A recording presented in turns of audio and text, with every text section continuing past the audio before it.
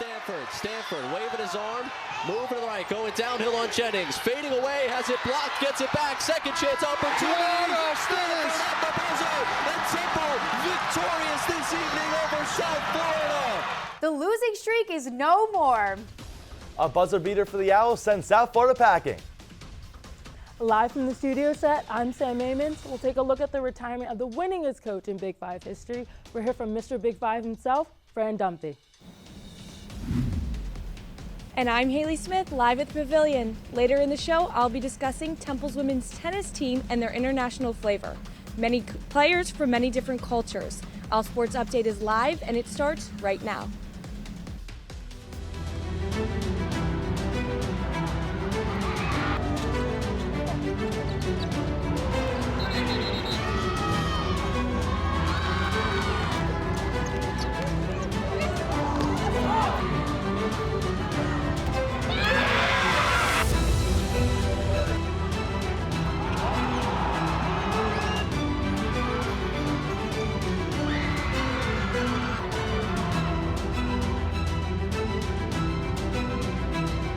Hello and welcome to OwlSports Update. Live from TV Studio 3, I'm Natalie Koranda, he's Jackson Batchler. We're moving along from gymnastics and tennis to fencing and basketball. We're starting off with basketball and a legend saying goodbye. OwlSports Update's Sam Adams reflects on the career of Fran Dunphy. Hey, Sam. Yes, guys, Fran Dunphy retired once he stepped down as head coach here at Temple in 2019. But he came out of retirement when LaSalle came calling 3 years later. But now, in 2025, Mr. Big Five is ready to call it a career once again. Dunphy announced his retirement last week, and he does it with an incredible resume. Mr. Big Five has more than 600 wins in his 33-year career. He's a Hall of Famer, multiple Coach of the Year awards, and in his 13 years here at Temple, he made it to the NCAA tournament 8 times. Now, after returning to his alma mater at LaSalle, Dunphy is ready to step down and try something new in the city he calls home.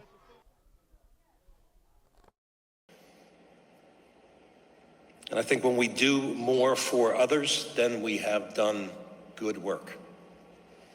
It's never about you. It's always about those people that are around you.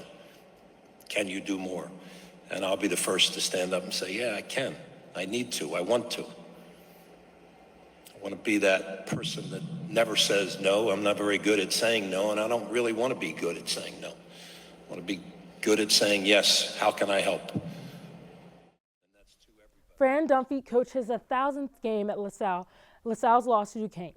The Explorers have one more home game left this season before it's time for Dunphy to say goodbye. Reporting from the studio set, I'm Sam Amons. Natalie and Jackson, back to you guys at the desk.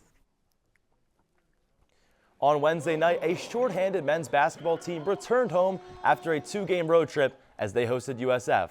We start midway through the second half as Jameel Reynolds gets the feed inside, and he gets a nice spin move for the finish. With less than a few minutes later, Babatunde Duradola kicks it out to Aiden Tobiasen, and look at this ball movement as Mateo Picciarelli gets the wide open look for 3 of his 11. Later on, Kason Jennings backs down Picciarelli in the post and pulls up to cut the Owls' lead to just 2. And with just under 3 minutes to go, Duradola shows off the footwork and lays it in. The Owls are back in front, but the Bulls respond though as Kobe Knox pulls up from the elbow, and it's a tight one. We're tied at 71, but just about 2 seconds left. The Owls can win it with Zion Stanford. Going downhill on Jennings, fading away, has it blocked, gets it back, second chance opportunity. Stanford at the buzzer, and Temple victorious this evening over South Florida. Stanford with 25, and the Owls' 6-game slide is no more. Your final, 73-71. The Owls won on Wednesday despite missing 3 of the team's top scorers. Steve Settle III was out with an illness, Quante Berry was out with a bad finger, and Jamal Mashburn Jr. missed his 6th game of the season with a bad leg. And this time, he was on the bench in a boot with no real time frame for his return. I was hoping you'd think it was a new Nike shoe. It was like a style. He's in a boot for the rest of this week, and then we'll go through and see how it is. It's just, I don't know enough information, but basically they just thought that would be the best case for it right now. So he's been in that, so we'll reassess it, I believe, on Saturday. Freshman forward Babatunde Duradola started again on Wednesday night. He is often the youngest player on the court, but the international athlete has quickly become accustomed to his role on the team. OwlSports Update's Jack Zebertavich discusses Dora Adola's journey from Toronto to North Philadelphia.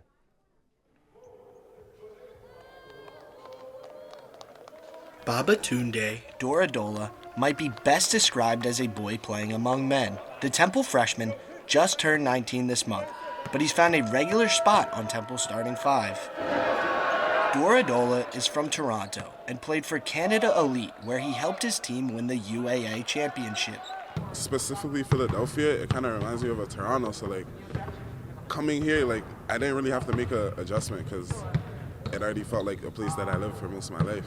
Dora Adola has started every game. He's not just the only freshman to do this, but he's actually one of just 2 players on the entire team to start all 29 games this season. I was nervous finding out I was going to start because coming straight out of high school, I didn't even know I was going to be in college this year. And the coaches and even my teammates gave me confidence to feel like there's no pressure, like you don't have to feel nervous, like we believe in you. Rebounding is all about effort, and Dora Adola has been a persistent force on the glass for Temple. He ranks 4th in total rebounds, but when it comes to offensive boards, he leads the way at number 1. As a freshman, Dora Adola has a large role on this team, but he's still learning just about every time he steps on the court.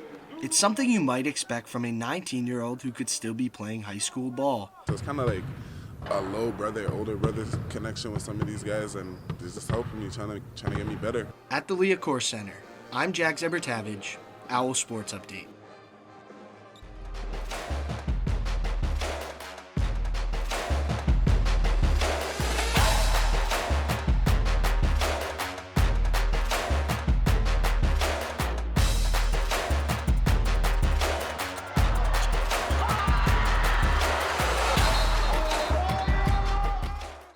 Moving on to the women, Temple traveled down to Tennessee to take on Memphis for the 2nd time this season, looking to sweep the Tigers.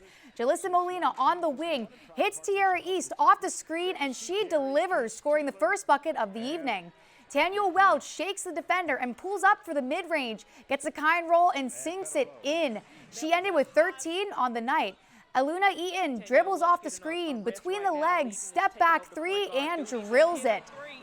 Now for Temple, who else but Tiara East? She drives to the paint and spins and finishes with the left. She led the way for Temple with 21 points to end the 3rd quarter. The ball is swung to Kayla Turner, who connects from deep, retaking the lead going into the 4th. In the 4th, Anissa Rivera with the touch and 1 to seal the deal for the Owls. Temple wins 4 in a row. The final score, 91 Temple, Memphis 79. The women's team has just 2 games left before the AAC tournament. So we are joined by Courts in Session beat reporter Brielle Batchler. Hey, Brielle. Hey, thanks for having me. So, Brielle, the Owls are currently in 4th place in the AAC, meaning that they get a double bye, so automatically in the quarterfinals. What do the Owls need to do down the stretch to make a postseason run?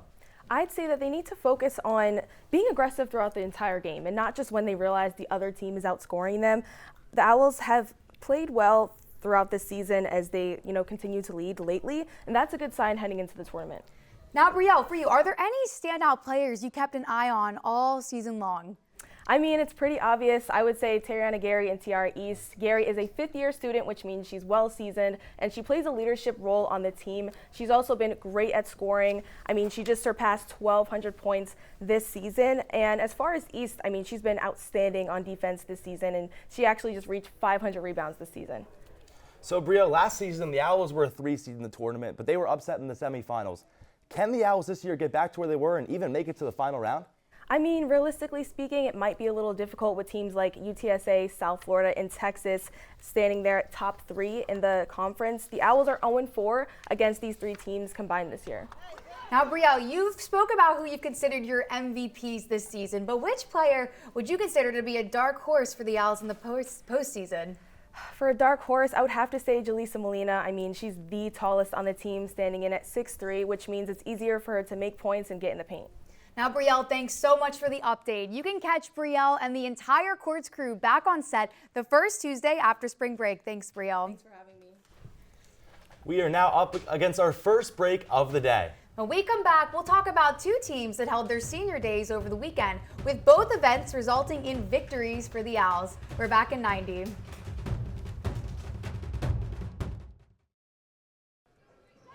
Welcome back. The fencing team held senior day last Sunday at the Temple Invitational. In the last regular season meet of the season, the team finished with a 4-0 record. This includes wins over number 15 Penn State, number 10 Penn, and number 13 St. John's. Their sole loss of the day came to number 4 Princeton. Postseason action for the Owls will begin this Saturday at the National Intercollegiate Women's Fencing Association Championships. On Friday night, the women's gymnastics team held its senior night as the Owls hosted Bowling Green. Temple scored a season high on the bars with a score of 48.8. Mariella Bruick was instrumental in this feat as she finishes here with a smooth landing. And senior Madison Durunda was phenomenal on the balance beam as she scored a season high 9.87, which came in first place on the meet on the beam. The Owls win the event by a final score of 195 to 191. Most teams at Temple have their fair share of international athletes, but no team does this better than women's tennis. OwlSports Update's Haley Smith is live at the pavilion to explain. Hey, Haley. Yes, Natalie. Players on this team have traveled from Asia and even Australia to play here in Philadelphia. Their backgrounds are very different, but their bond is unmistakable. 9 players from 9 different countries, and that includes 4 different continents. A lot of times you can't see them in person, but with internationals, I mean, it's just more challenging. So we use the internet a lot. It's no wonder. It's not easy getting to Indonesia, which is where Shavita Oluna is born and raised. It's great because we get to learn each other's culture. With daily practices, weekly strength and conditioning sessions, and match days, the players spend a lot of time together. But they make sure to set aside time each week just to hang out, away from tennis. We get dinner together, we spend time and have fun and just bond. We really have a good team this year.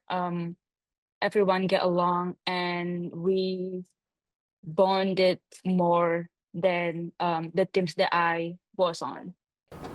Players on this team have needed to make adjustments not only to a new culture, but new coaches, teammates, and a new city, all while studying, training, and competing at a high level. I like coaching internationals. I think it's really cool that people from all over the world kind of get to know each other. And then you have lifelong friends that you can visit, which is lots of fun. They're all very approachable, kind, and they are always willing to help you. With more than half of their season left, the Owls hope that the relationships they have built will contribute to a winning season, one that they can talk about whenever they make their way back home. One more note from the new tennis complex. Temple just announced that the Owls will open up the new facility on March 28th in a doubleheader against Siena College. I'm Haley Smith, live at the pavilion. Natalie and Jackson, back to you guys at the desk. Thanks, Haley. Spring soccer is not far away. The women will play 6 games over the next 2 months. It kicks off at home against Jefferson on March 19th.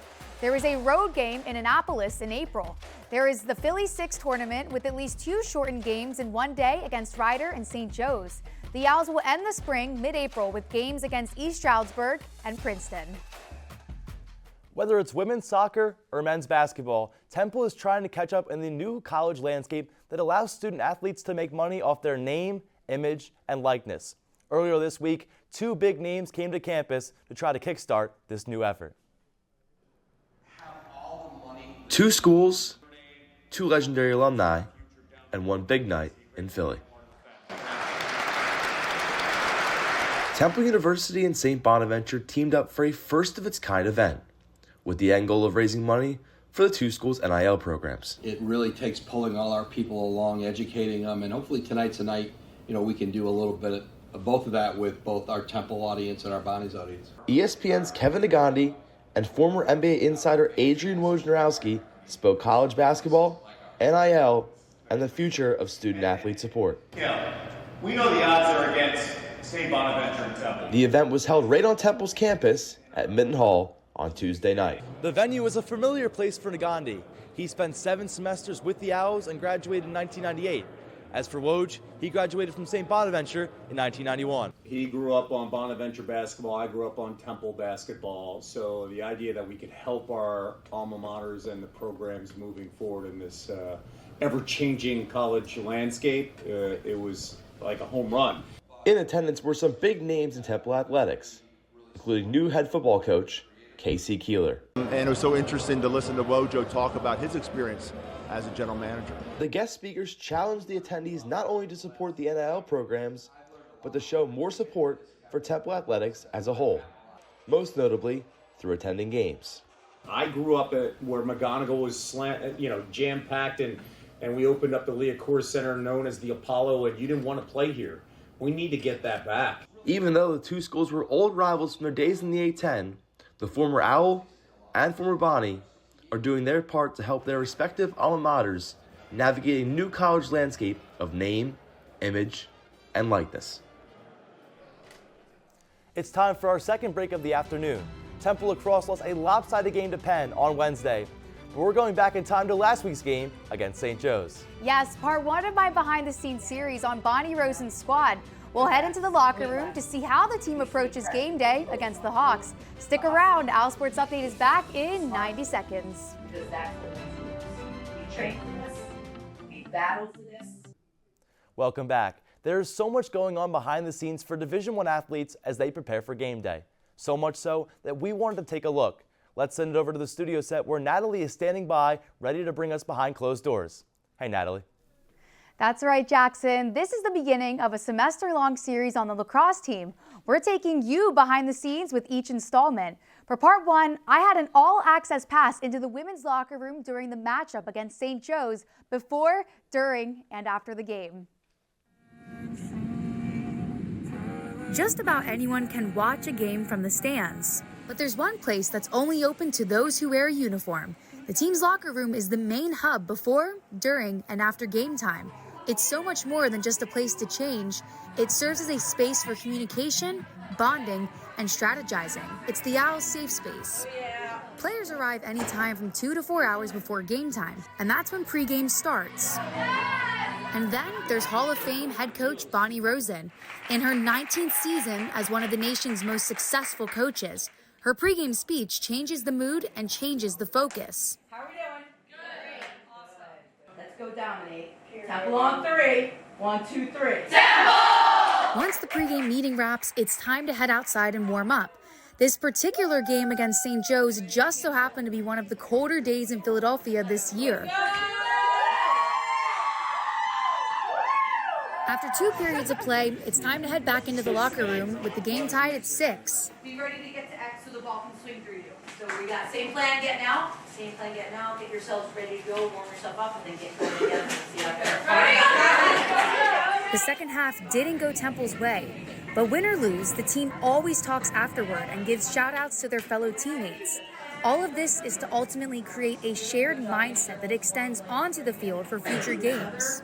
Right, we believe in ourselves, we take the lessons from today, we come back at it, right, tomorrow. Okay? There's fight in this team, we just have to keep working, we have to keep working.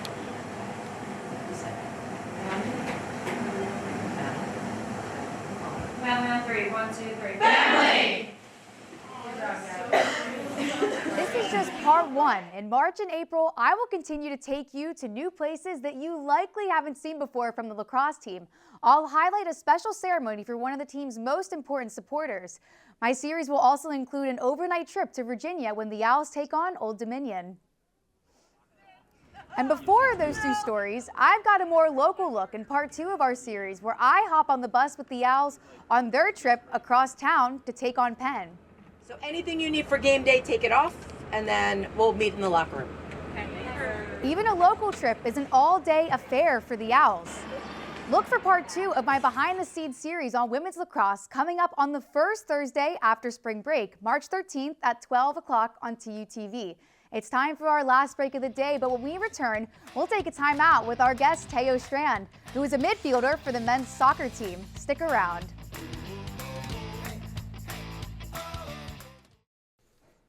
It's time for a timeout, but that doesn't mean we're taking a break. We introduce our second edition of Timeout, where we bring on a student athlete to talk about just anything that doesn't involve their sport. Today, we're getting to know Teo Strand, who is a midfielder for the men's soccer team. Teo, thank you for joining us. Thank you for having me. Yeah, so for our first question, being from Norway, what brought you to Temple?